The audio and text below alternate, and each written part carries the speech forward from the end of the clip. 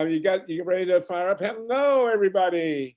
This is Harvey Sluggo Wasserman back for the 40th, count them, 40 GREEP election protection Zoom calls. All you folks out there and listening on the Progressive Radio Network, we welcome you. We're going to go at this for the next 90 minutes. You'll be on for 60.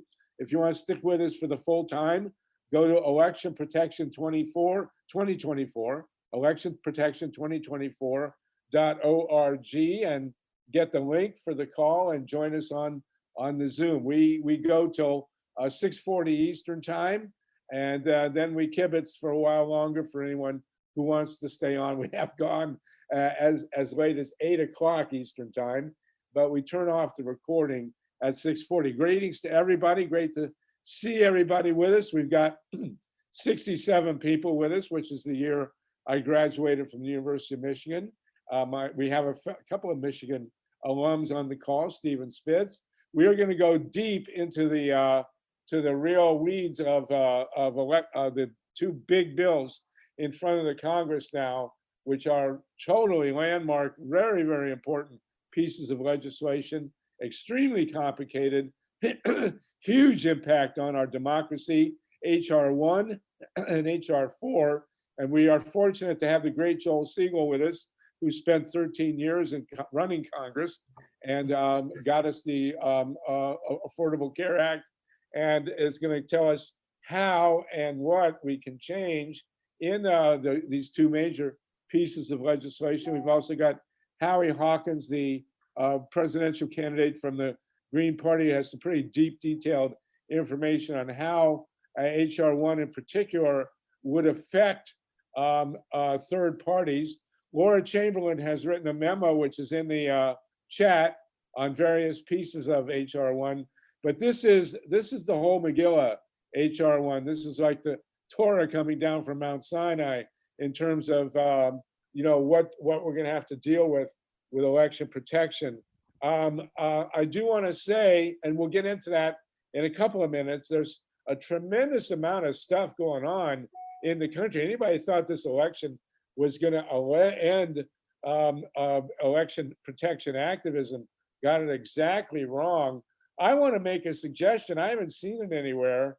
They are going to hold, the Congress is going to empower a commission to look into the January 6th attack on the Congress, which I think is great. They're calling it a 9/11 commission. I would like to see the Congress also do a full investigation of the charges that the election was stolen in 2020. I think that would really give us a great platform to talk about protecting elections. And clearly the election was not stolen, but others have been, and others could be in the future. And a lot of us have questions about the senatorial races. So I would like to see a congressional commission investigating 2020 to put to bed finally the assertions of the steal, but also, to deal with the realities of protecting our elections going forward. We mentioned last call, there are 400 bills on the state level in more than 30 states to do various things to protect elections. And there are well over 100 in well over 30 states that are designed to sabotage our elections. And since we're looking at serious gerrymandered Republican legislatures in most of the swing states, it's a fight for our life. Now there are a couple of these I want to go into before we go, that we need to look at before we go into H.R. 1 and 4. In Florida, there is a lawsuit based on the 19th Amendment to protect women's rights to vote in Florida. And Susan Shamblin, are you on the call? Susan Shamblin, are you with us? Okay, so we will be sending out more about that. Does anyone else have detailed information about that lawsuit? It's the first lawsuit I can ever remember based on the 19th Amendment, but which gave women the right to vote. So this is a crucial lawsuit, and it's from our side on protecting women's rights to vote in Florida. Needs to be looked at. Stacey Abrams is being sued also in Georgia. I don't know if anyone has detailed information on that. If you do, speak up. I did post a link to an op-ed in the New York Times. I sent it to you in the flyer that Stacey Abrams co-wrote. It is a great op-ed. When you get a minute, it talks about the 10 years of organizing that she and others, it's co-written with another woman, put into getting Georgia organized at the grassroots. It is a great piece of work, a great guide to how grassroots organizing can go forward to do to other states what they did to Georgia, which is, of course, exactly how we have to go. I mean, some of us are still staggered by the idea that the great state of Georgia, rebirthplace of the Ku Klux Klan, and so much, could have, in a single election, sent a black guy and a Jewish guy to the US Senate. I mean, this is absolutely unprecedented in American history and certainly in Georgia history. And this op-ed that she's got in the New York Times talks a lot about how she did it, how they did it with 10 years of grassroots organizing. It's really worth looking at. And like I say, the link, Steve, if you can put it up in the chat, but the link is in the invite to this meeting. Harvey, Harvey? Yes. What are the grounds for the suit? I don't know. I don't have the detail. We'll have the detail next week. I just saw it mentioned, and believe me, the lawsuits, as we all know, the lawsuits are going to come pouring down on both sides. You got 400 pro-democracy, 100 anti-democracy lawsuits at least, and this is just February. I mean, these next 2 years are going to be absolutely cram-packed with legal battles and political battles all over the vote. I mean, if nothing else, the election protection movement in the last 20 years has brought this issue to the forefront. And it's going to be fought out over the next 10 years at least. But certainly in the coming months, we will be flooded with very important lawsuits that are going to come out of nowhere. And we will see. So next, Susan Shamblin was writing about this. Apparently she's not yet joined the call. She has been on other calls. And if she shows up, she can give us more detail. Yeah, she's here. She was unmuted earlier, so.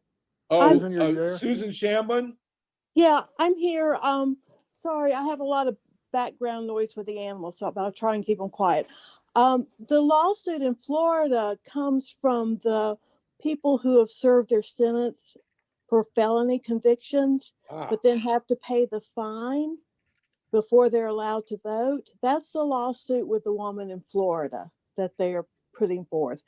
But HR1 has it in there where people who have served the sentence can vote, and they think that'll go to the courts because of state versus federal rules over elections. Amendment. That's pretty clever. I guess they said it was discriminating against women. Because the courts dismissed it when they brought in the 14th Amendment. Okay. So then they came back with the 19th Amendment.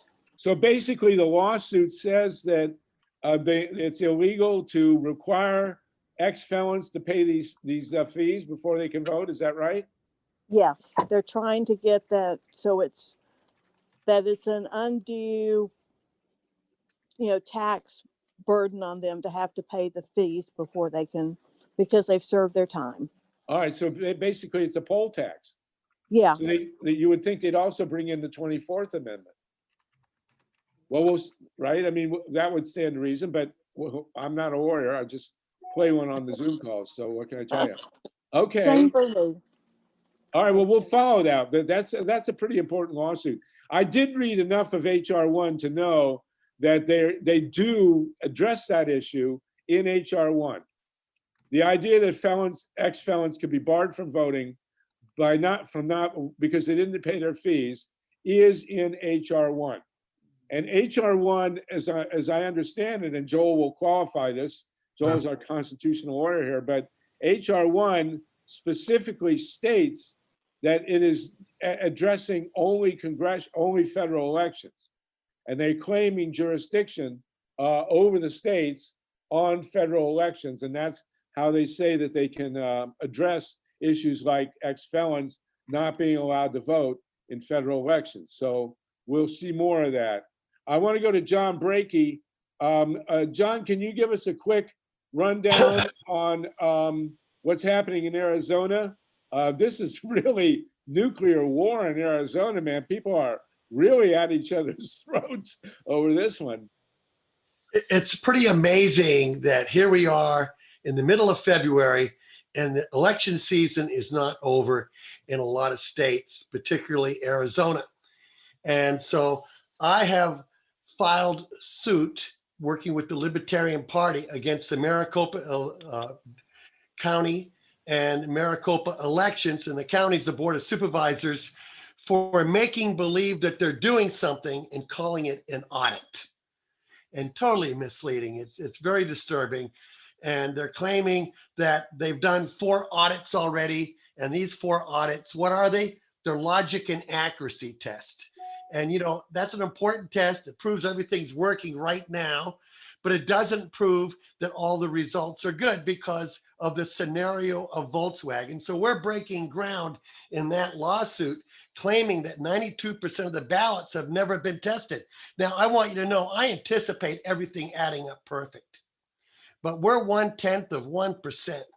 And, you know, I've been really working hard with Republicans who are deeply involved to help them find a center, because a lot of them really want to know if elections are real or not.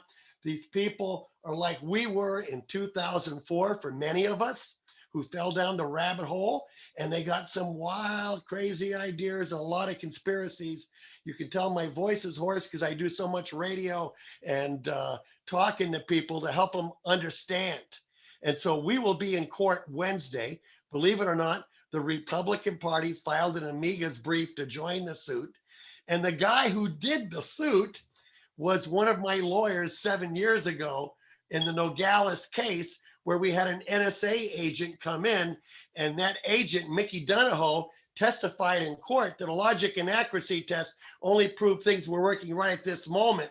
And a year later, the Volkswagen scandal broke, and Volkswagen proved, because first off, what's the difference between a logic and accuracy test and an emission test? Both tests prove everything is working right, when clearly in the Volkswagen scandal, they shipped in 588,000 cars in the United States, passed emissions maybe 2 million times and got away with it.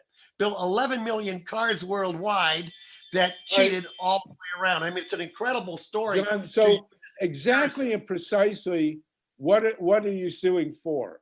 What are you asking? I'm suing for access. They want to block out the political parties. Really, I think that everybody knows that they're really blocking me out. And they brought in, believe it or not, hard to believe, the 2 Dominion test companies that tested their equipment for the EAC. Well, they brought them in to run the test. And So all of these tests don't prove nothing. You want access to all ballot materials in the Arizona election? No, the Senate does, and I'm convincing them to get out of that picture. What I want is, I want the ballot images. I want them to be sent out to 2 different vendors. First one is our friend Ray Lutz. Let him have a set and pay for it. And then also Clear Ballot, and then return the images back to the people in 743 precincts that anybody can audit. Voting is the secret process. Counting is a public process, and it's not meant for government to count these things secretly and not give us audits that are believable, rather than you want the publication, the public availability, public access to all the ballot images from the election? That will come to the Senate. What I'm suing for is that they're illegally doing things that don't prove that the system is real or not. They're making believe they're doing something and spending a lot of money. And they blocked out the political parties from being part of the fiduciary. In my state, we are a party-centric state. The parties have access. There's three kinds of access in this country. One is candidate, that's mostly East Coast. The second type is party oversight. We're 1912 Constitution, parties existed. The third type is more public, which California is exploring, which I prefer Okay. that more than the other two, because the third one is not as political. It really isn't. You don't get All right, sold out well, by- listen, whatever you can post about this lawsuit, keep us informed. And It's very but I've been exciting. following some The of the, Republican Party has jumped in and become an amicus brief. That's an interesting scenario. And I'm trying to drag in the Democrats because in 2010, we put a platform in our party, because I am a Democrat, proud of it, progressive, more or less. And we're going to hold them to it too, because the reality is we need to approach this problem as Americans united for democracy, integrity, and transparency. okay. Well, listen, That's my post all the documentation. If you'll post the amicus briefs, a bunch of us, I'm sure we'd like to see the amicus Yeah. briefs. Send Steve Caruso the PDFs. If I will. Steve and Mike send them the PDFs, we want to see these documents. This is clearly a lawsuit that's going to have a big impact. And Well, I'm Tig, glad the you're Senate's doing it, involved. and we need the detail. Ray So- Lutz? You know what I'm hoping, Yeah, so let me just- quickly to add, is that we're hoping to have a Senate hearing. This time, not to have Rudy there, it's to have people who are Democrats there and let us tell the Republicans what's really wrong, and also convince our fellow Democrats that we have to stop being tribes, act like Americans. Let's go Okay. solve a problem. Ray Lutz? So, here's the important part is we get these ballot images. We have this thing audit engine now, which runs in the cloud and is able to process all 2 million ballots and look at them in a very short amount of time. I'm talking about, less than half a day, we'll have the whole thing done after setup. And so we can have the reports ballot by ballot, what the differences were, how the bubbles were misinterpreted and so forth. What this will do is definitely either expose something or not. And already when we've tried to apply this in Florida, Volusia was missing 41,000 ballot images. They had to go back and look for them. We had, thousands of duplicated ballots from St. Lucie County.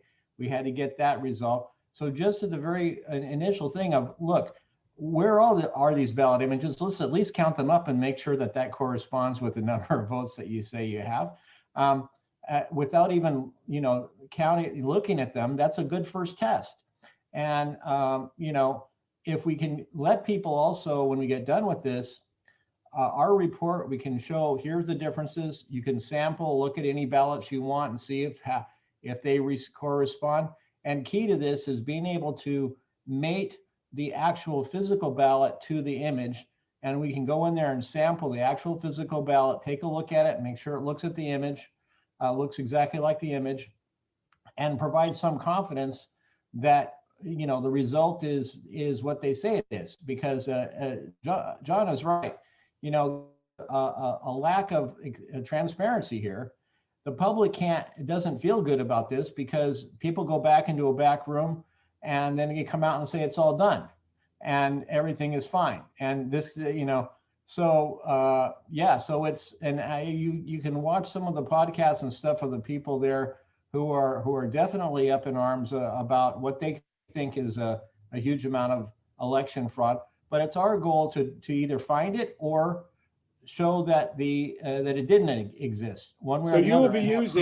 you will be using the ballot images. Yeah. And when the ballots are scanned into the scanning machines at the end of the process, you want to retrieve the ballot images now and use them, compare them to the paper ballots. So this is the ultimate, one of the ultimate goals we're looking for is the ability to do this. And if you establish this in Arizona, where you can go in, look at the ballot images, and then look at the actual ballots, that will give us, going forward, a really good monitor on whether elections are stolen, right?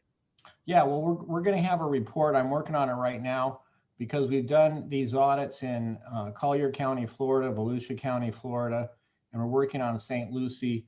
We now know what the difficulties are in actually implementing this, but we're solving all those, and this will provide a way to have an independent look, because the worst thing about what they're doing right now is they're having the election officials themselves do the audit of themselves.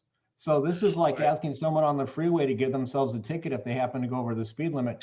Flag down the officer and say, "Give me a ticket, please." Well, this Just is ain't good. gonna happen. Okay, so we have to have independence, citizens oversight. The organization that I represent is independent, nonpartisan. We've developed this without any ties to parties or anything else, or these big manufacturers that no one can trust. So we can provide that independent approach. So you will come out of this with a protocol so that we can do in all American elections, we will know exactly how to take the ballot images and compare them to the paper ballots. So that really closes the door on the submarine here. I mean, that's a big deal. Even if you can't get all the way to the ballot, to the paper, being able to check what the ballot images say, comparing that to what they claim later on, it was the final result, eliminates most of the big hacks that I'm worried about, which is where they just go into the tabulator and shift 10, 20,000 votes over from one candidate to another. Okay. Going in and manipulating the ballot images is very difficult to do, especially if they're not prepared to do it. But to really tie it off, you're right. You need to go in and look at the paper and compare that with the final outcome as well. And we're for doing that. All right. Well, this is a big deal. As everybody knows, we've been looking for a way for at least 20 years, if not 240, to give ourselves the ability to check definitively, based on ballot images and paper ballots, whether or not a vote count is accurate. And this actually gives us the ability to do that. If we have elections that are conducted on hand-marked paper ballots that are scanned in to digital machines, they give us a ballot image that's preserved, then you'll be able to show in Arizona exactly how we can check to see if the vote counts are accurate. That is a big deal. I want you to know that the ballot is married to the ballot image because they're using electronic adjudication for overvotes and write-ins. And so you got the perfect scenario. I just can't figure out why they haven't given them out. But, I'm lecturing and meeting with groups of, Trumpers. I walked up to this one building and I was scared to death. I thought I was going to a studio, and I walked in, it's Trump signs and mega. And I walked in there and I found people just like me. Okay. All right. It's an interesting, because, we are tribes. And it's interesting, a guy like me who can go in there and help that tribe understand. Okay. All right, that's good. Okay. Let me just say one more thing, Harvey. Let me just say one more thing, because to put this in perspective, we used to have hand-marked paper ballots that were counted in the precinct, and they'd call in the numbers, very distributed. Okay, so it was very hard to affect that more than a precinct or here and there. But now we have these huge manufacturers, two big ones. One that has 47% of the market, the other 37%. And these machines now are everywhere. And so basically we can't trust these machines. We can't trust these big manufacturers. You look at them, their ties, there's two brothers that were behind both of them. Yeah. Of course, we've heard about demeanor and everything, but so this is going to allow us to get this thing under control. Thanks. Great. Very good. Thank you so much. Laura Chamberlain has a hand. Then we're going to go to Joel Segal, talk about Puerto Rico, and then the bills. I do want to throw in, by the way, the Arizona legislature is also considering a bill that would allow the Arizona legislature to override the popular vote and choose the electors to the Electoral College. In other words, while all this is going on with the paper ballots and the digital images, the Arizona legislature is attempting a coup d'etat, where they would be able to preempt the popular vote and just turn around, as they they were threatening to do this year, and just turn around and award the electoral votes in the state no matter what the public said. That bill is in front of the Arizona legislature, and I'm sure it came from Alec, and it's going to turn up in all the other legislatures.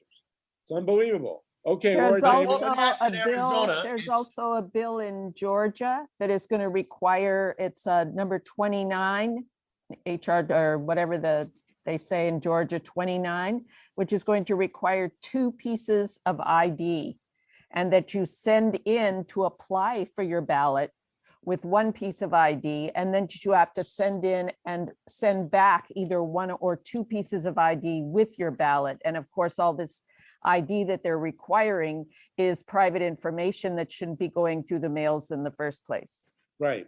And they will not allow student IDs, but they will allow gun licenses. Laura Chamberlain, thank you for that, Lynn. Laura Chamberlain, you had a hand real quick. Right. So this is one of the major flaws of HR 1 is that it allows the growth of ballot marking devices, and then it doesn't talk about any. It has a task force for risk limited audits, and it doesn't. The audit section is very, very short.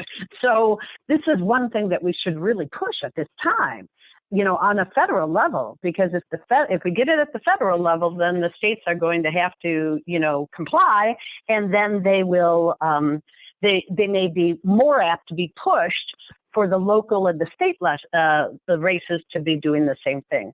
And I wanted to ask you, John, in your state, are ballots themselves public records so that you can just do a FOIA and get the ballots themselves? No, yes and no. In our Constitution, they have ballots are a public record. But no, they're not, because of the 0.1% law. And then in 2016, when I sued the Pima County to preserve the ballot images, they snuck behind my back and passed a law called 16625 and said ballot images must be held just like ballots and not copied or passed out without the proper authority. That's what we're working on right now, is getting that authority. And that could be done by the Board of Supervisors, by the treasurer when she has them or he has them, or by the state legislator. I am chasing all 3 to get them released. And I think it will probably happen out of the Board of Supervisors. And my funny feeling is that somehow they're doing some kinds of audits now, because we had a bizarre incident happen in 2004 that I won't go into here, but they found 489 new votes after counting 20,000. A lead changed from 4 votes to another guy by 14 with 2 machine recounts. And the judge asked, "What machine recount do I believe?" And they lied. Okay. Joel Segel?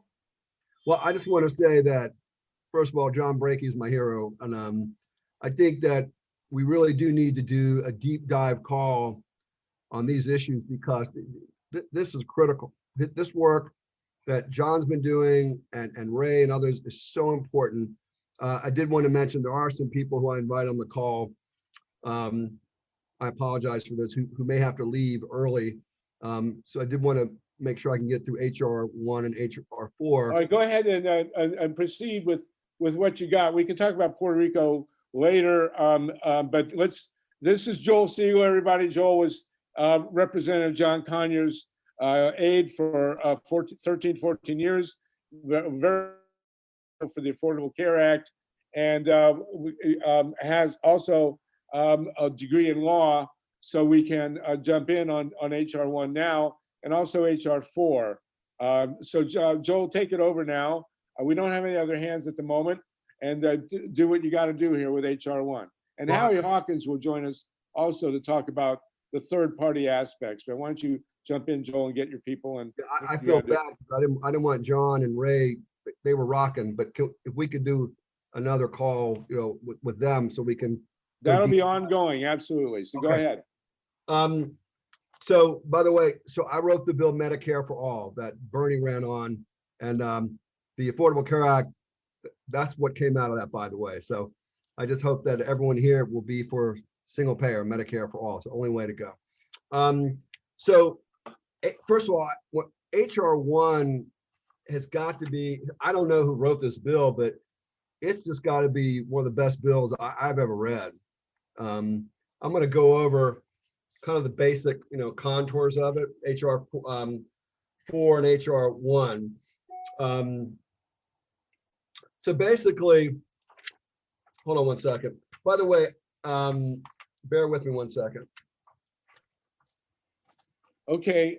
The key provisions are, you ready? Yeah, go. All right. So the key provisions of the voting rights, I'm sorry, you have to bear with me. For HR 1, the bill requires states to offer same-day voter registration for federal elections, and to permit voters to make changes to the registration at the polls. It requires states to hold early voting for at least 15 days and would establish automatic voter registration. I'm not going to go too deep into all this stuff. I'm just going to go through the contours. Is that okay? Yes. Then we'll go deep. Yeah. The bill would also expand opportunities to vote by mail. We like that. That's And good. would make Election Day a federal holiday. Wow, that's good.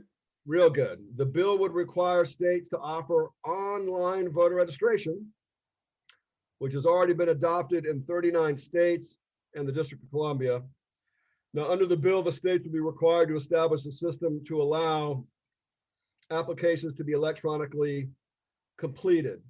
The bill would make it a criminal offense to corruptly hinder, interfere with, or prevent another person from registering to vote, would establish criminal penalties for such conduct.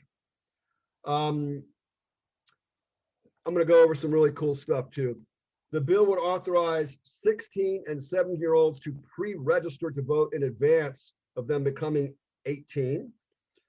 And then Ayanna Pressley wanted to amend the bill to allow 16-year-olds to vote to re-register. That didn't go through.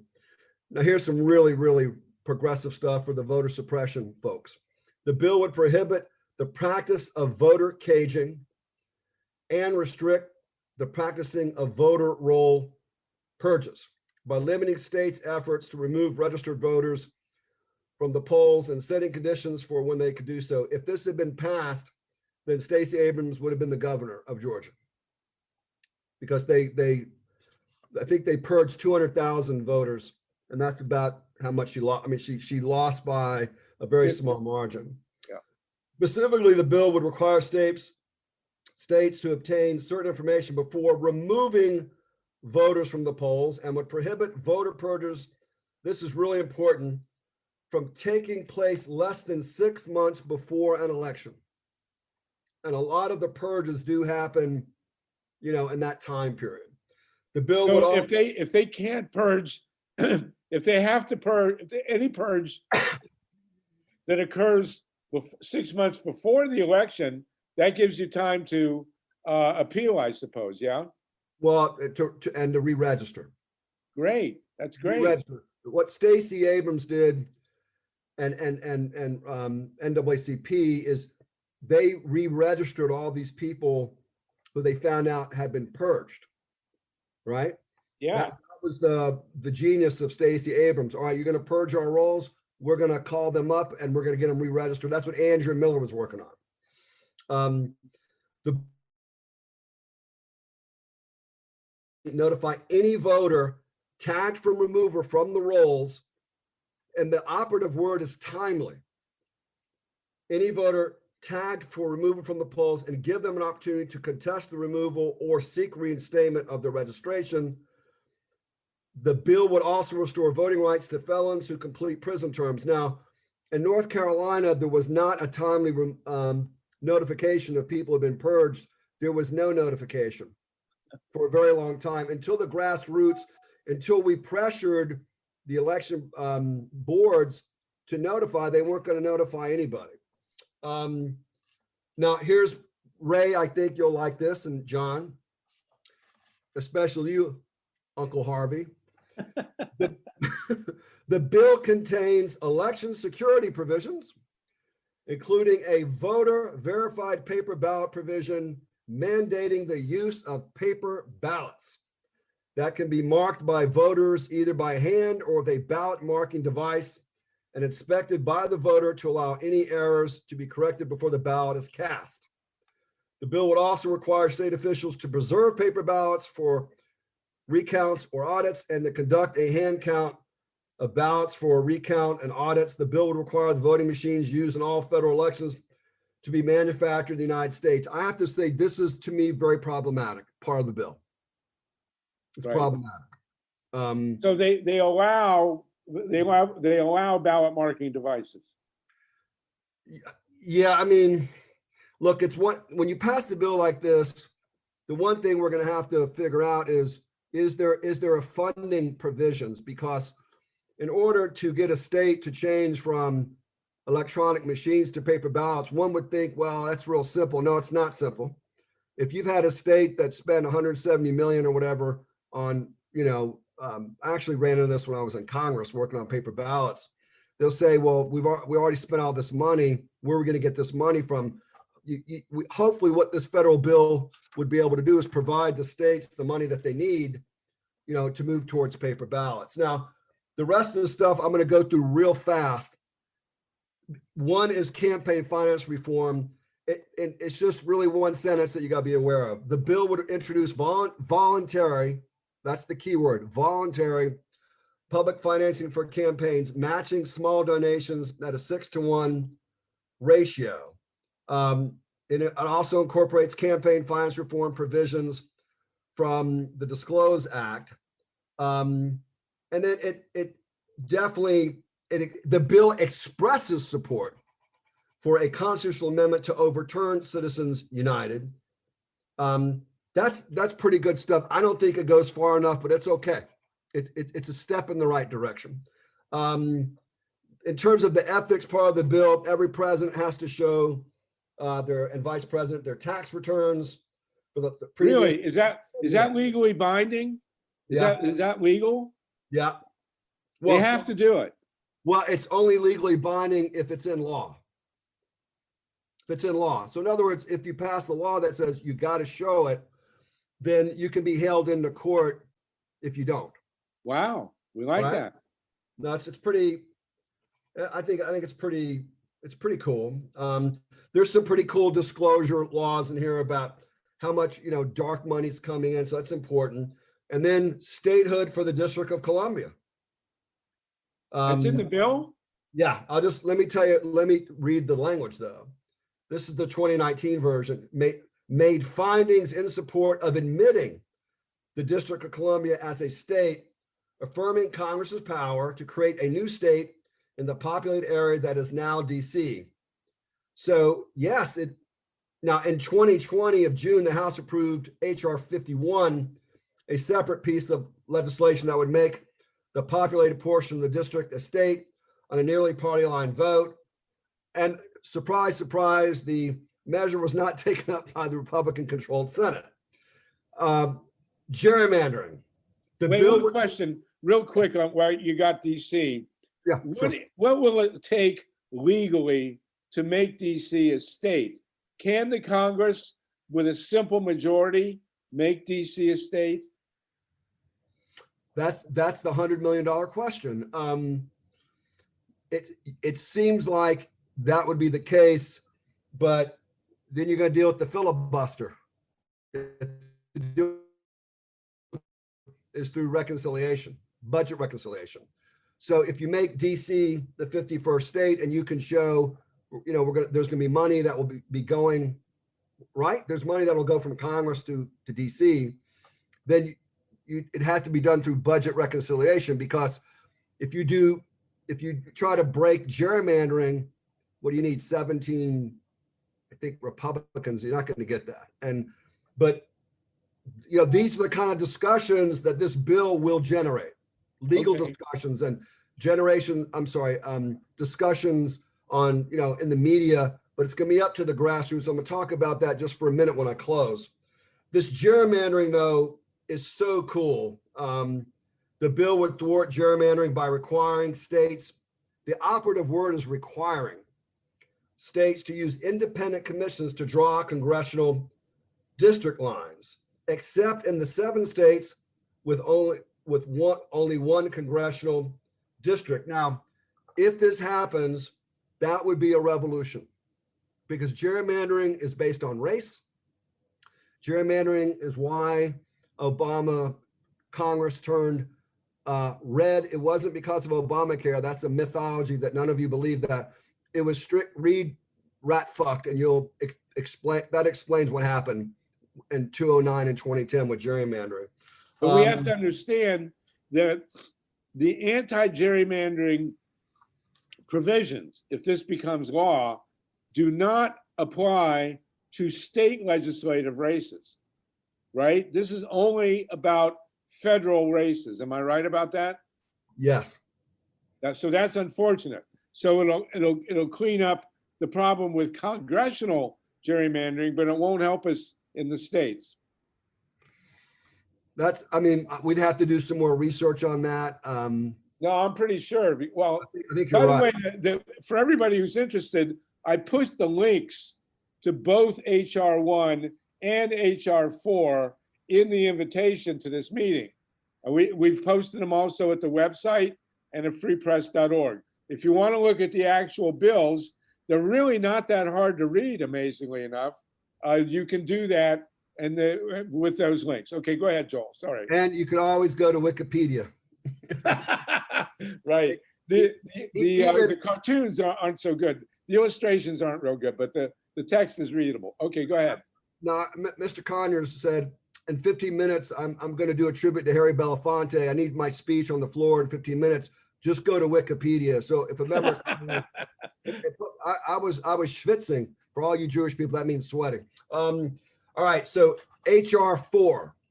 Now, this is really, HR4 is very simple. HR4 basically reestablishes the 1965 Civil Rights Act. And that's the, I'm not going to go into all the technical stuff. It's not necessary.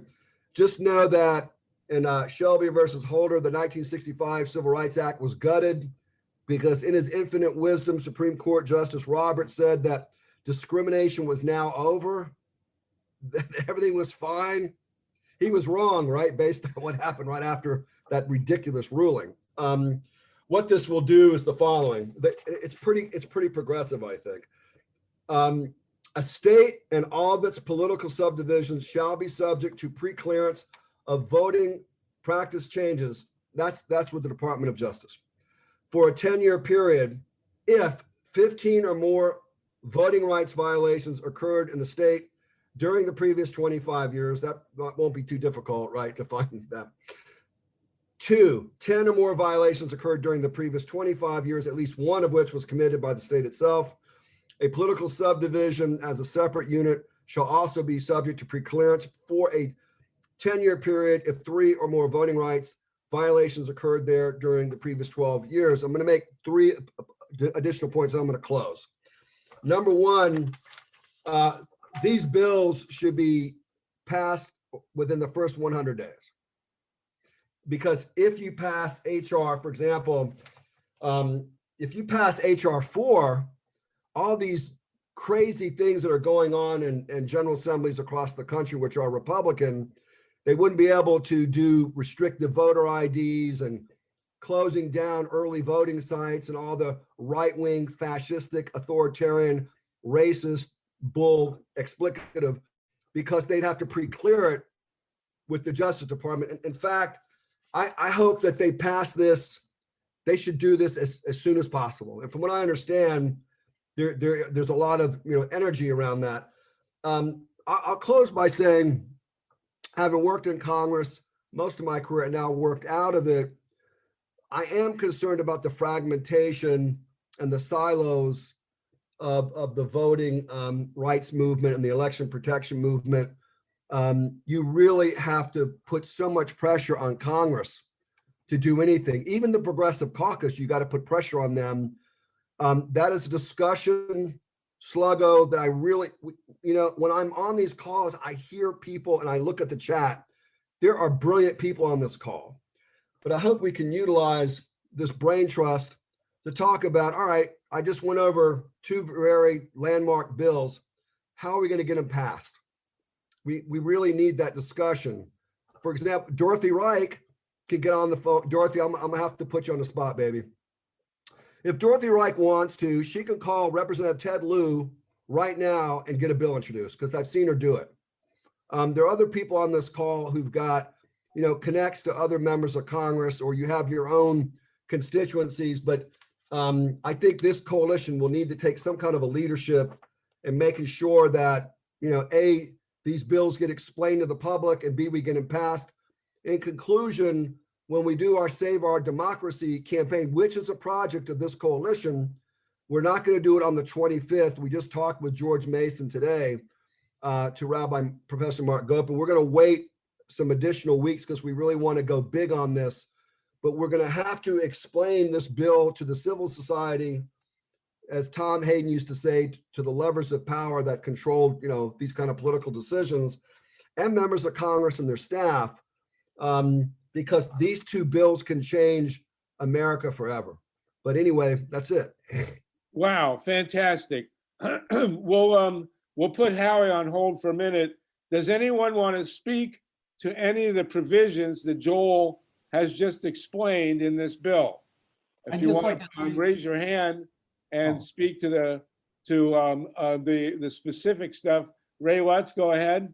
I just wanted to support what Joel said about the how important this bill is, especially the fact that we're getting these hand-marked paper ballots. Now, the ballot marking devices are not perfect, but they're better than the old direct recording electronic DRE machines that we did have. We're going to have to continue to fight to try to reduce those, but we have a pretty big special interest group, which is the disabled community that wants to be able to vote independently, and they're pushing for at least having one of those in each of the voting locations, and so we probably need to support that. But this one fact is so important in getting these hand-marked paper ballots to be used and required by law throughout the country, that I think it no matter what else is in this is worth getting this bill through. And there's so many other good things about it. All right, Emily Levy. Thanks. Emily, and then, Thanks. and then Laura. Can you hear me? Yes. Okay. Thank you, Joel, for that presentation. Sure. And in Scrutineers, we've been working on looking at what are the things that we most think need to be amended about the bill. And I feel like we as an organization and we as a movement could really use some help from you, Joel, or from someone about strategies for trying to get the bill strengthened in some of the election security, election protection flaws that it has. And I think we'll probably end up supporting it, but I'm not ready to give up on the idea of getting it to be better first. Is there, Joel, are you the right person to talk to, or one of the right people to talk to about how to go about pushing for the changes that we think are the most crucial? I think I can add, that's what I do for a living. That's what I did for most of my career. The way to do that, by the way, that's an excellent question. The way you do that is you got to find a member of Congress of the Committee of Jurisdiction, which would be, the House Judiciary Committee. We happen to have access to the lead staffer on the Hill, Keenan Keller, who I'm very, very close to, who I worked with for 13 years. And I'd be more than happy to be the intermediary, by the way. We would have to have a 2-page, Emily, I think you would be very good to consider being a co-author of this. I don't want to put you on the spot, but I think you'd be very good at this. And others who would want to work with you. Is we would have to have a letter that says, dear members of Congress, we're so glad that you're introducing these bills. However, we'd like to share some ideas with you to strengthen these bills. They are the following, and you got to bullet point them. And then I will send it to the staff. I know all the staffers on the Judiciary Committee, and we could also find some other organizations. I'm sure that'd be more than happy, that I work with to sign on to this. And yes, I mean, that's how you do it. And then that can be sent to the members of Congress who are introducing the bill. And as Mike Hirsch will tell you, because Mike's an expert on the Hill, is you got to go to the staffers. So it's going through 11 committees, this bill. Wow. So do we need to talk to the staffers for each of those committees for this? And we don't know what subcommittees it's going through, like, and if you want me to talk to you about this off of this call, I could give you a call separately. No. I think this is very, very salient, Emily. I've heard a lot of other people say the same thing. I don't want to take up Sluggo. You're too much time. Go. I want to ask guys, are there going to be hearings on this bill? Yeah. So whenever you introduce legislation, you have hearings, and that would be the best. That would be a great place to have witnesses who say we're in support of the bill. However, we would like to add some provisions that we think could strengthen the bill. The key is you got to keep it real. Dorothy will tell you, you got to love these staff up. You got to love the members up. Right, Dorothy? You got to give them a big old hug. And so the key is to find out who are the 2 or 3 staffers on the House side and the Senate side that are driving this, and then who are the organizations that are already at the table, and then try to impact the groups that are already at the table. So Andrew Miller will probably be the person I would suggest that we go to. Wow, this is really mind-boggling that so if we have hearings on this, then the people are going to be exposed to the issues of what we're really trying to deal with election protection. I mean, the hearings themselves are going to be enormously educational, political, and important. Joel? Well, the hearings are going to be very important. And now I tell you one thing that this group can do, I'd be more than happy to organize it. We can organize our own congressional briefings. I've only organized about 1,000 of them in my career. So we can. That would be amazing. That would be amazing. We can. Mike Hirsch, we've organized many a congressional briefing, haven't we? And press conferences. Well, definitely you have, and I help bring pizzas and stuff, but Joel is an expert. He's done this over and over. That's why I don't have any hair, man. So, and then our symposiums at George Mason and at Yale, we can, I'll invite staffers, and it's hard to get members. I'll try to get some members, but, try to get staffers and members at our symposium. So if, for example, we have people who can talk about how we can improve these bills, we can use the symposiums, as well. But there's a science to it. But the larger question is, what happens once the bills are introduced? The question is, when will they be introduced? Clearly, they got to be introduced as soon as possible because we got about 2 years. We know we have 2 years, right? Then the second question is, will McConnell filibuster? Hell yes. Will Manchin go against filibuster? No, he's already said he's going to support filibuster. I don't want to use any explicatives on this. This is a family hour here. But in order to deal with the filibuster, we're going to have a movement that we've never seen before, maybe resembling the Black Lives Matter movement or the Civil Rights movement. But it's going to have to be, a lot of it's going to have to be, an unbelievable pressure on members of Congress. And we're going to have, those are the conversations that we're going to have to get through the Senate. The House, we got the House, we got the Senate, we got the White House, right? The filibuster, there are ways to get around the filibuster, but unless there is, unbelievable pressure, especially the blue, I'm also very concerned about blue dog Democrats. If you don't know what a blue dog Democrat is, it's real simple. They're corporate Democrats, usually right-wing Democrats that often vote with the Republicans, because in order for them to win their districts, they have to get Republicans. I dealt more with the blue dogs than I did, my dog growing up. It was also blue. Okay, so we got Ruth, Jennifer, Jed, and Dorothy. Or you put your hand back up. So we'll have you after Dorothy, okay?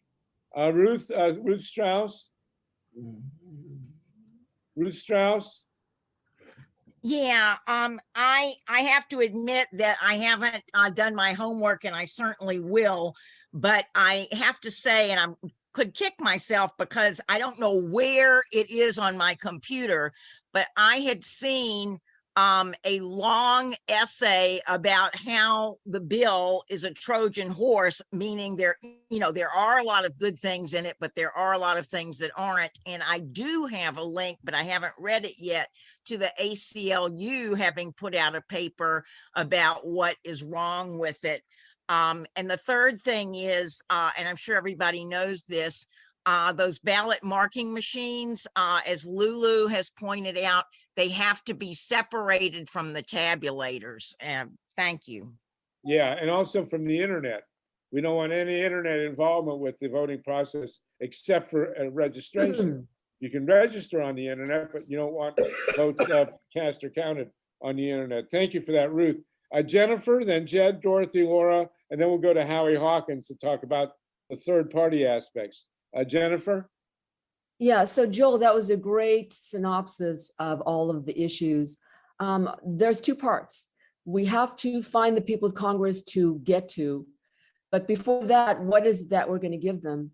We should work on, and I think the people that are the most focused on this, we should have a separate meeting in the next couple of days. Just for that, I know that Laura's got a page that she wrote over the weekend that's got a lot of these issues. We should create a document, all of us together, that we all agree on. And once we have it, and it's the same language, the thing is you repeat the same thing over and over. We memorize the right words, we say them over and over. Then the second part, going to a legislator. I was at a hearing with John Sarbanes, who is the author of HR, which is this great bill. And he's a great guy. So you just have to get to him. So everybody think about how you get to John Sarbanes. And then there are other people, of course, that are important as well. I know that I'm connected to Zoe Lofgren's office. She was the head of the committee that investigated the ballot marking devices manufacturers last year. We could get her involved. Everybody pushes everybody so that everyone's hearing about it everywhere. Targeting John. The first thing is we have to have the document.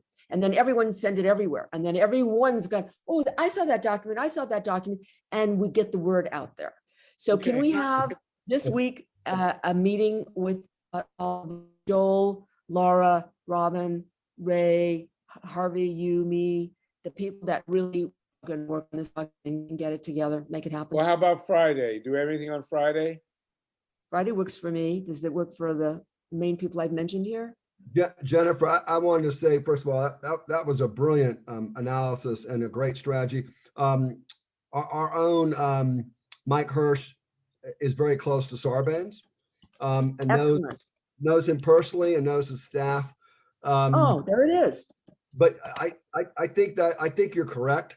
When you start dealing with, remember, the members of Congress typically stay out of stuff until there's so much pressure on them that you get it through their staff into a meeting with the members. But getting to Sarbanes staff is ingenious. I think that's the way to go. So I think we really need to we need to make sure that Mike is involved and PDA is involved, and the it becomes, let me tell you what it becomes. It becomes a negotiation between the staff and the coalition of conscience that's been created. That's how, if you want to change legislation, look, if there was a lot of organizations that used to call me about HR 676, right, and ask me to make changes, I would do it. Does anyone else have a quick one before we sign off?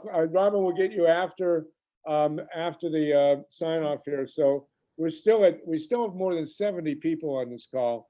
It's phenomenal. This was a great one. As always, thank you, Howie. Thank you, Joel Segal. So there will be a special convening which Joel will run with Jennifer on Friday, 3 p.m. Eastern time, noon Pacific. I will send out a notice. Mike will send out a notice, I hope. Steve Caruso will be with us again.